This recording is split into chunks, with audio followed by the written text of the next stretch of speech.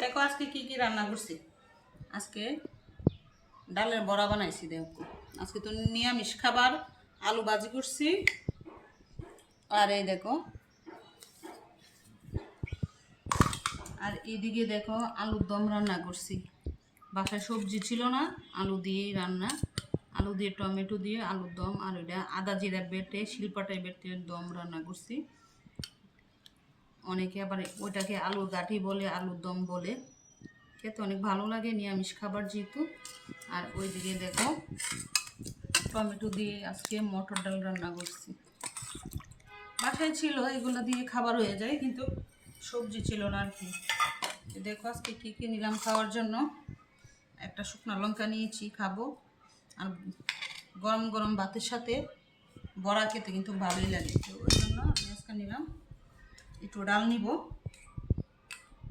ডালের শুক্তো হলে খেতে ভালোই গরমে, কিন্তু একটু ডাল নিলাম খাওয়ার জন্য।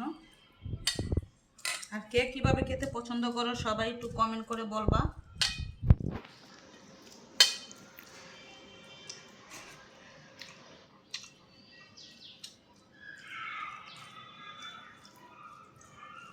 আর আমার কাছে এভাবে খেতে ভালো লাগে।